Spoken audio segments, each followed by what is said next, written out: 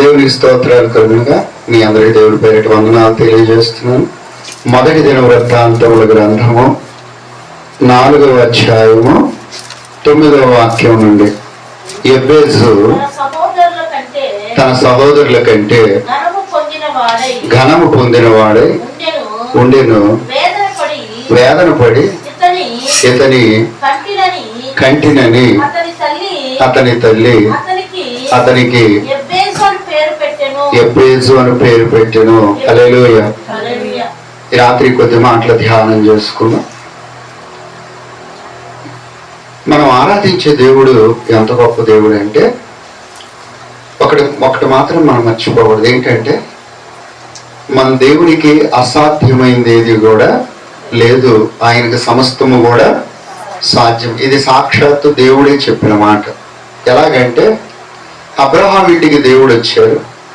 వచ్చి అడుగుతున్నారు, శారమ్మ ఎక్కడుందంటే లోపల ఉందయ్యా.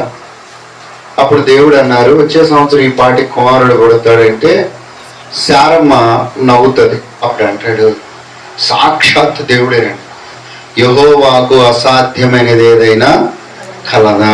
హల్లెలూయా. 100% నమ్మాల్సిన మాట ఇది. ఈసవంత అనుమానం కూడా పెట్టుకోకూడదు. యేసు ప్రభువు కూడా పలికారు ఏమని? దేవునికి అసాధ్యమైంది ఏది లేదు, ఆయనకు సమస్తము సాధ్యమే. కనుక ప్రియులారా, మనం ఆరాధించే దేవుడు ఎలాంటి వారు అనేది ముందు మనకు గ్రహింపు కావాలి. ఆ గ్రహింపు లేకుండా మనం ఎంత భక్తి చేసినా కానీ శూన్యమైపోద్దాము. కాబట్టి మనం ఆలోచించాల్సింది ఏంటంటే మన దేవుడు ఎంత గొప్పవాడు, ఆయన ఎలాంటి వాడు, ఏమేమి చేయగలడు, ఇలాంటి విషయాలన్నీ కూడా మనం గ్రహింపగలిగి ఉండాలి. హల్లెలూయా, హల్లెలూయా. ఇక్కడ మనం గమనించినట్లయితే యెబెజు అనేటువంటి ఒక అతను కనపడుతున్నాడు. ఇతడు ఎవరంటే యోధా వంశానికి సంబంధించినటువంటి వ్యక్తి. ఈ యెబెజు అంటే దాని అర్థం ఏంటంటే వేదన పుత్రుడు. యెబెజు అంటే అర్థం ఏంటి? వేదన పుత్రుడు. వాళ్ళ అమ్మగారు ఆ యెబెజుని కంటానికి చాలా ప్రయాసపడి కన్నా. ఆ గర్భాన పడింది మొదలుకొని పాపం చాలా ఇబ్బందులు పడ్డది. మోసింది ఇబ్బంది పడతానే, కనేటప్పుడు కూడా ఇబ్బంది. ఇన్ని ఇబ్బందులు పెట్టాడు వీడు. అసలు వీడు భవిష్యత్తులో ఏమవుతాడు, ఎవరిని ఎన్ని ఇబ్బందులు పెడతాడో. పేరేం పేరు పెట్టాడు? వేదన పుత్రుడు అంటే యెబెజు. హల్లెలూయా. సరే, పెరిగాడు, పెద్దవాడయ్యాడు. అందరూ వేదన పుత్రుడు ఇదే పిలుస్తుంది. యెబెజు పేరుకి అర్థం అదే, వేదన పుత్రుడు. చాలా బాధపడ్డాడు. ఏంటో మమ్మీ పేరు పెట్టింది నాకు, ఎందుకు ఈ పేరు పెట్టింది, ఇంకా పేరు లేవు. మన పిల్లలు కూడా చాలాసార్లు అంటుంటారు కదా, ఈ పేరు ఎందుకు పెట్టావు, ఆ పేరు ఎందుకు పెట్టావు, అట్ట పెట్టచ్చు కదా, మరి చెప్పొచ్చుగా. అప్పుడు పేరు పెట్టేటప్పుడు చెప్పొచ్చు కదా, మాకు ఆ పేరు పెట్టి ఈ పేరు పెట్టి, అప్పుడు చెప్పరు. మళ్ళీ ఇప్పుడు అవునా కాదా? దేవుడిచ్చిన పేరు ఏ పేరు అయితే చెప్పు, మన బ్రతుకు బాగుండాలి అంతే. హల్లెలూయా. సరే, మొత్తానికి జరిగిన విషయం ఏంటంటే ఈ యెబెజు ఆలోచన చేయడం ప్రారంభించాడు. ఎందుకు పెట్టింది మమ్మీ పేరు, దీని ద్వారా నా జీవితానికి ఎంత అవమానము, నా పరిస్థితులన్నీ తారుమారైపోతున్నాయి, అక్కడికి వెళ్ళినా నాకు విలువ లేదు అని ఆలోచన చేయటం ప్రారంభించి, ఎలా మారుతుంది నా సాక్ష్యం, నా జీవిత గమనం, నా పరిస్థితులు, నా స్థితిగతులు ఎలా మారుతాయి, మార్చగలిగిన వాళ్ళు ఎవరైనా ఉన్నారా అని ఆలోచించాడు, వెతికాడు. ఎన్నో ప్రయత్నాల్లో తనకి గ్రహింపుకు వచ్చింది, తనకు బయలుపరచబడింది. తనకు అర్థమైంది ఒకటే, ఏంటో తెలుసా? ఇశ్రాయేలీల దేవుడైన యెహోవా తప్ప ఎవ్వరూ మనుషుల స్థితిగతులను మార్చలేరు. హల్లెలూయా. నమ్మండి, నమ్మండి, నమ్మండి దేవుని బిడ్డలారా. సమస్తమును మనకివ్వగలిగిన వాడు దేవుడు మాత్రమే, ఆయన యేసుక్రీస్తు. ఇప్పుడు యెబెజుకి అర్థమైంది ఏంటంటే ఈ వేదన పుత్రుడికి ఈయన తప్ప నా పరిస్థితులు ఎవరు మార్చలేరు. ఎందుకంటే ఈ పరిశుద్ధ గ్రంథం ఒకసారి వెనక తిరిగి చూశాడు, చరిత్రను గమనించాడు. చరిత్రలో ఎవరు మానవుని స్థితిగతులను మార్చగలిగారు? దేవుడు మాత్రమే. గుర్తుపెట్టుకోండి, మన స్థితిగతులు, మన పరిస్థితులన్నీ మార్చగల దేవుడు యేసు ప్రభు. హల్లెలూయా, హల్లెలూయా. ఇప్పుడు ఎబ్బేజు తన పరిస్థితులు మారడానికి ఏం చేశాడంటే దేవుని సన్నిధికి వచ్చాడు. ఎక్కడికి వచ్చాడు? దేవుని సన్నిధికి. తెలుసుకున్నాడు ముందు, తెలుసుకున్న ఆ వ్యక్తి ఆగిపోవాలి. దేవుని సన్నిధికి వచ్చి దేవునిని ప్రార్థన చేయటం ప్రారంభించాడు. అక్కడ మాట, ఇశ్రాయేలీల దేవుని గురించి మొర్ర పెట్టాడు.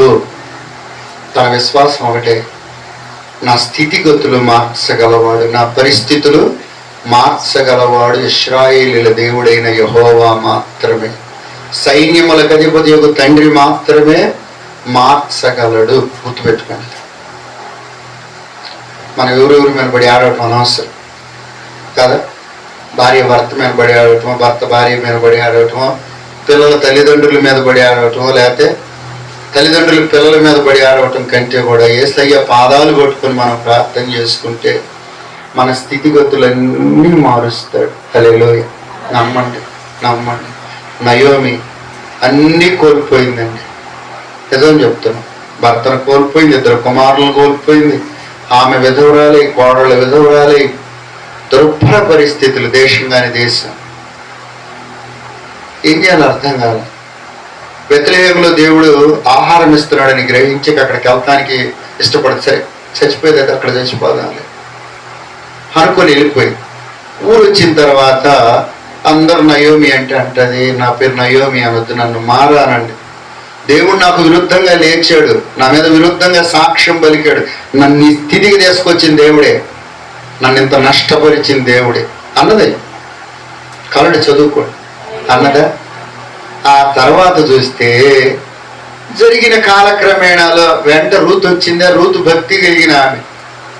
ఇక ఆ తర్వాత రూతు బోయజు పొలానికి వెళ్ళటం, పరిగెరకటం, తర్వాత రూతును బోయజు వివాహం చేసుకోవటం. అర్థమవుతుందా? పూరి గుడిసి నుంచి ఇప్పుడు వీళ్ళ ఫ్యామిలీ ఎక్కడికి వెళ్ళిపోయింది? అప్స్టేర్కి వెళ్ళిపోయింది. హల్లెలూయా. పాత చిరిగిపోయిన బొట్లు కట్టుకుని నయోమి ఏం చేసింది? ఇప్పుడు పట్టు వస్త్రాలు ధరిస్తుంది. రూతుకు పుట్టిన ఆ కుమారుడిని ఎత్తుకొని అందరూ అమలక్కలు వచ్చి, ఇదిగో నీకు ఇంతవరకు బంధువుడు లేకుండా చేయని యెహోవా స్తుతినందునుగాక. హల్లెలూయా.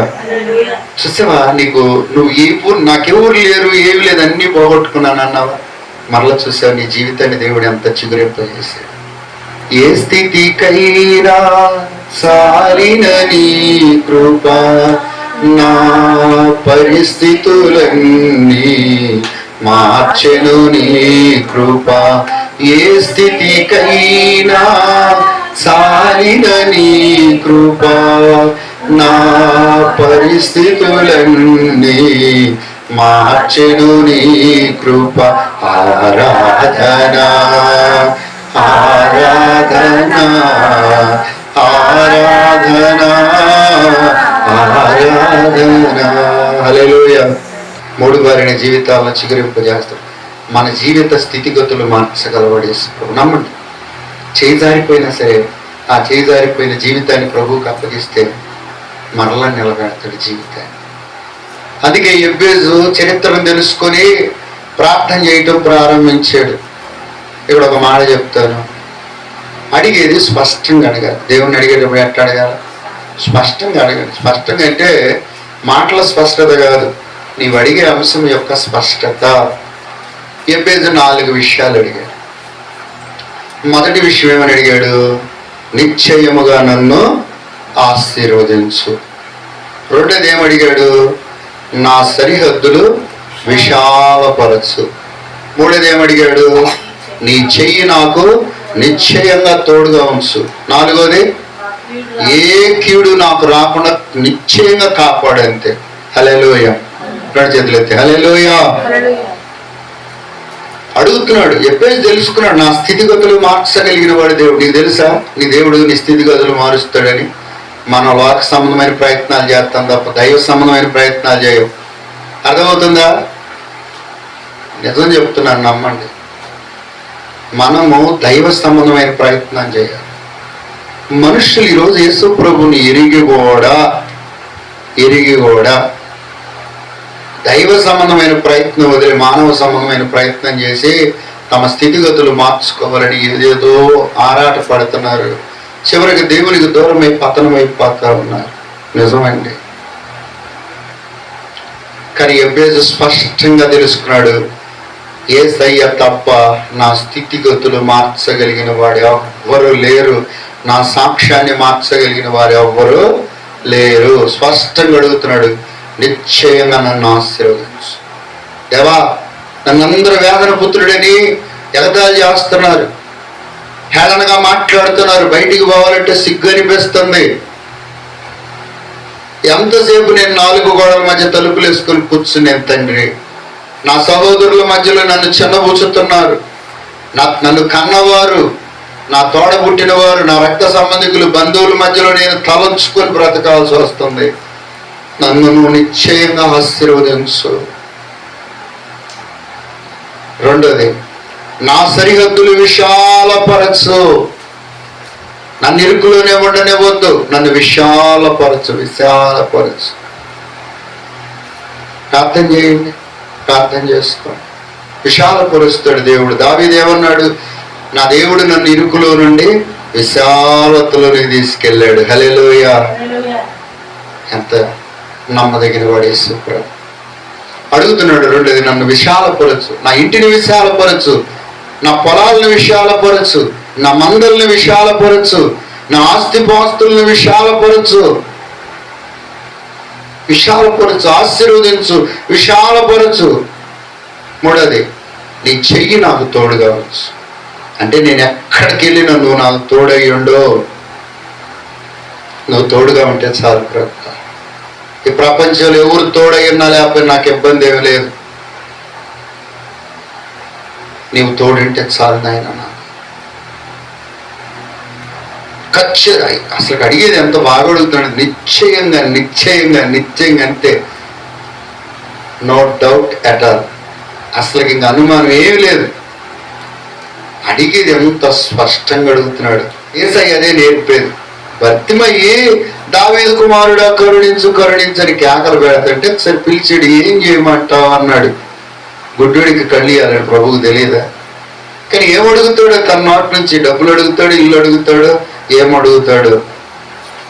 అప్పుడు అంటాడు, నాకు కళ్ళు కావాలి ప్రభు. నీ నమ్మిక చొప్పు నీకు కలిగింది. హల్లెలూయా. అంటే స్పష్టత.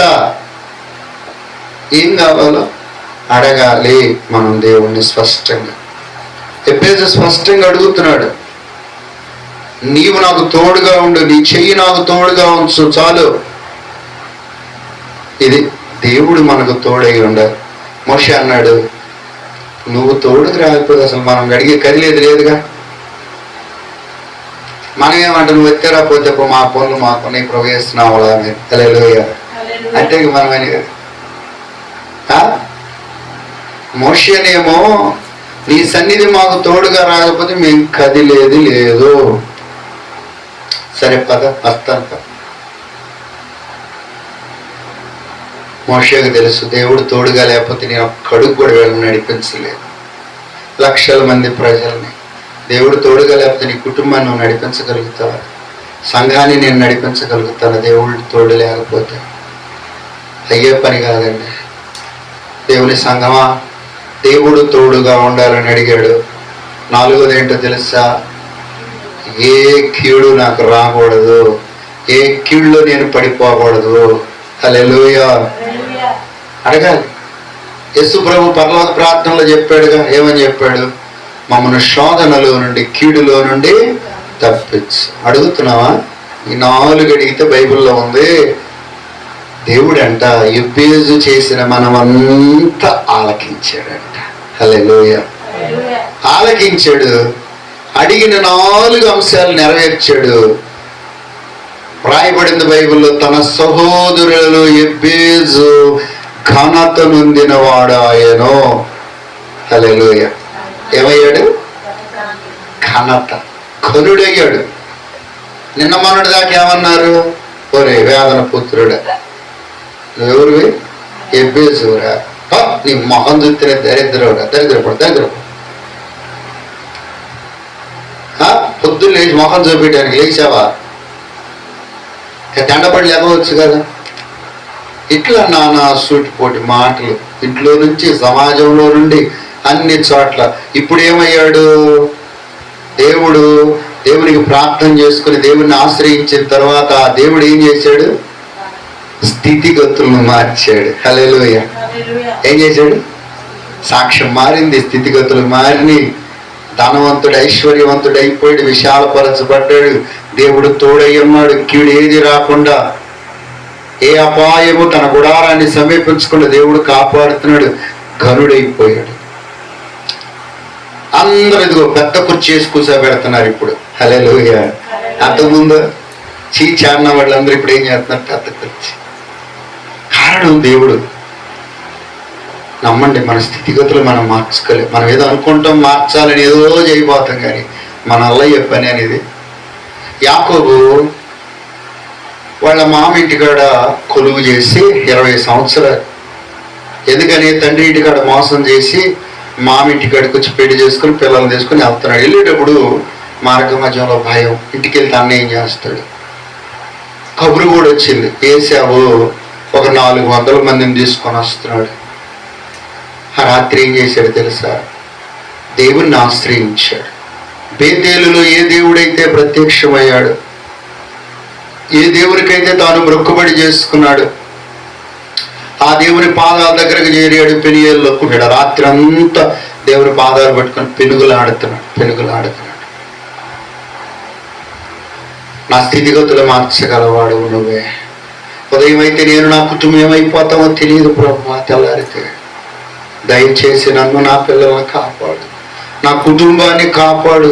ఒక్క రాత్రి చాలు నీ బ్రతుకు మార్చబడటానికి. రాత్రి మేల్కొని దేవుని సన్నిధిలో ఉపవాసుడు ప్రార్థన చేయలేమా? చెప్పండి, మీరు చెప్పండి. అదే పరిస్థితుల మధ్యలో వెళ్ళడానికి ఇష్టపడుతున్నాం, కానీ మన స్థితిగతులు మార్చుకోవడానికి ఇష్టపడుతున్నాం. పనికి మాలిన వాటి కోసం రాత్రులు మేల్కొని ఉంటాం, కానీ ఒక రాత్రి దేవుని పాదాల దగ్గర మేల్కొని ప్రార్థన చేయలేమా? యాకోబు ఇశ్రాయేలు అయిపోయాడు. తెల్లవారి వాళ్ళ అన్న ఎదురొస్తే ఎదురుగా వచ్చారు. యాకోబు 7 సార్లు సాగిలపడి నమస్కారం చేసుకుంటూ. బైబిల్లో ఉంది, మహానయం అనే స్థలం దగ్గర దేవుడు అన్నదమ్ముల మధ్య ప్రేమ కలుగు చేసినప్పుడు అటు ఒకళ్ళ మేడ మీద కూడా ఒకళ్ళు ఏడ్చుకున్నారంట. హల్లెలూయా. చంపడానికి వచ్చినప్పుడు కత్తి పక్కన పడేసి మేడ మీద ముద్దు పెట్టుకుని ఏడ్చారు. ఎంత అద్భుతమైన దేవుడు. మన స్థితిగతులు మార్చగలడు. మనం దేవుణ్ణి వదిలిపెట్టి ఎంత ప్రయాసపడతామో మన పరిస్థితులు మార్చుకోవాలి. ఏంది మన వల్ల ఏది? చెప్పండి. దేవుణ్ణి వదిలిపెట్టి మన స్థితిగతులు మార్చుకోవటం అయ్యేది కాదు. దేవుని బిడ్డలారా, మనము దేవుని వల్ల ఆశీర్వదించబడి గొప్పవారు అవ్వాలనుకోవాలి తప్ప వేరొక మార్గాన్ని, పాప సంబంధమైన మార్గాన్ని మనం ఎన్నుకోకూడదు. హల్లెలూయా. కాబట్టి రాత్రి మనం నేర్చుకునే అంశం ఏంటంటే, మనం ఆరాధించే దేవుడు మన స్థితిగతులు మార్చగలవాడు, మన పరిస్థితులు మార్చగలవాడు. నేల మట్టిలో నుండి లేవనెత్తుతాడు, పెంట కుప్పల మీద నుండి పైకెత్తగల దేవుడు. ఈ ఎబ్బేజు ఎలాగైతే తన దేవుని గురించి తెలుసుకొని ఆయన సన్నిధికి వచ్చి మోకరించి ప్రార్థించి తన జీవితాన్ని దేవునికి అప్పగించినప్పుడు ఎబ్బేజు పరిస్థితులను మార్చాడు దేవుడు. మన పరిస్థితిని ఎందుకు మార్చు? ఈ రాత్రి ఒక ఎబ్బేజులాగా మనం ఎందుకు ఆలోచించి ప్రార్థించుకోవాలి? దేవుడు అలాంటి కృప మనందరికీ దయచేసి అట్టి విశ్వాసంతో నింపి మన జీవిత స్థితిగతులన్నీ ఆయన మార్చునుగాక. ఆమేన్. ప్రార్థన చేసుకుని అందరం మోకరిద్దాం.